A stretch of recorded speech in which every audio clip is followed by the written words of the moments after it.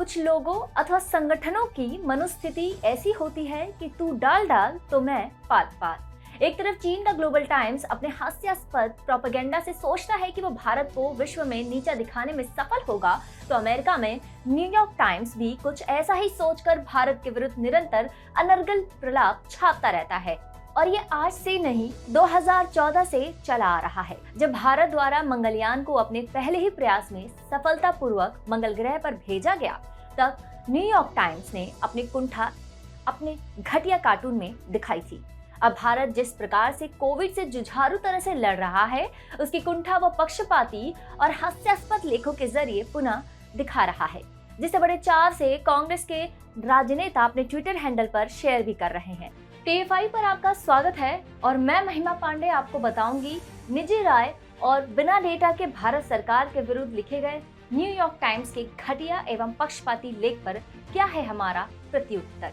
परंतु ये New York times का लेख है क्या, और इसमें ऐसा भी क्या है जिसके पीछे कांग्रेस नेता बड़े चाव से इसे शेयर भी कर रहे हैं। दरअसल इसमें कोविड के प्रबंधन के संबंध में भारत की कार्यशैली पर प्रश्न उठाए गए हैं और मोदी सरकार की कार्यशैली की आलोचना भी की गई है। डॉक्टर अनूप अग्रवाल, डॉक्टर नमन शाह और डॉक्टर शाहिद जमील के निजी बयानों के आधार पर इस पूरे पक्षपाती लेख की रचना की गई है। और ऐसे में कोई हैरानी की बात भी नहीं है कि द प्रिंट से लेकर द वायर जैसे वामपंथी पोर्टल्स ने इसे बड़े चाव से पक्षपाती लेख को प्रकाशित किया है। परंतु प्रश्न तो अब वही उठता है कि इसमें पक्षपाती क्या है। असल में इस पूरे लेख में भारत की वर्तमान सरकार और उसकी कार्यप्रणाली को भ्रष्ट सिद्ध करने का घटिया प्रयास किया गया है और यह दिखाने की कोशिश की गई है कि कैसे सरकार कोविड के कारण भारत को हुए नुकसान की सच्चाई को पूरी दुनिया से छुपा रही है। इसके लिए उन्होंने कथित तौर पर पूर्व स्वास्थ्य मंत्री हर्षवर्धन के त्याग पत्र का भी उदाहरण दिया और यह भी दिखाने का प्रयास किया कि कैसे केंद्र सरकार और ICMR की मिलीभगत से कोविड से संबंधित सच्चाई बाहर नहीं आ रही है, जिसे भारत का कुप्रबंधन दुनिया से छुपा रहे। इसको कांग्रेस ने बड़े चाव से अपने ट्विटर अकाउंट पर शेयर करते हुए दावा किया कि वे पहले से ही दावा कर रहे थे कि PM मोदी झूठ बोल रहे हैं, परंतु कोई मानने को तैयार नहीं था। कांग्रेस के ट्वीट्स के अनुसार निस्संदेह भाजपा ने लाखों भारतीयों की मृत्यु को छुपाया है, आखिर एक को जो बचाना है। एक अन्य ट्वीट के अनुसार मोदी सरकार को बस दूसरी लहर को छुपाने की चिंता अधिक थी, उससे बचने की नहीं। परंतु क्या आपने कभी इस बात पर गौर किया कि इस पूरे लेख में कहीं भी एक भी ऐसा पक्ष नहीं था जहां पर ठोस प्रमाण अथवा आंकड़ों के सहारे न्यूयॉर्क टाइम्स सिद्ध कर पाए कि मोदी सरकार कहां गलत है। इसी बात पर प्रकाश डालते हुए विजय पटेल नामक एक ट्विटर यूजर ने न्यूयॉर्क टाइम्स के विवादास्पद लेख का स्क्रीनशॉट शेयर करते हुए ट्वीट किया, जब मैंने इस लेख को पढ़ा तो मैं इस बात पर स्तब्ध रह गया कि इस लेख में कहीं भी इनके दावों को सिद्ध करने के लिए एक भी आंकड़ा नहीं दिया गया है। इसके बजाय यह लेख पूर्णतः डॉक्टर अनूप अग्रवाल, डॉक्टर नमन शाह और डॉक्टर शाहिद जमील के बयानों के आधार पर लिखा गया है। परंतु बात यहीं पर नहीं रुकती है।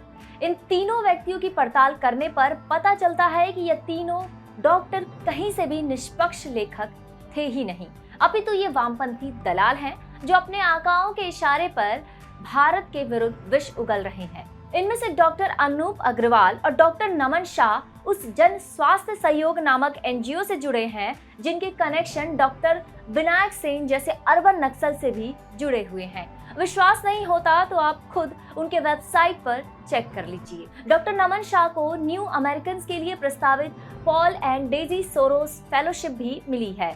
अब गेस कीजिए ये किसके भाई है? जी हाँ, पॉल सोरोस उसी जॉर्ज सोरोस के भाई हैं जो दुनिया भर में राष्ट्रवादी सरकारों के विरुद्ध अराजकतावादी आंदोलनों को बढ़ावा देते हैं।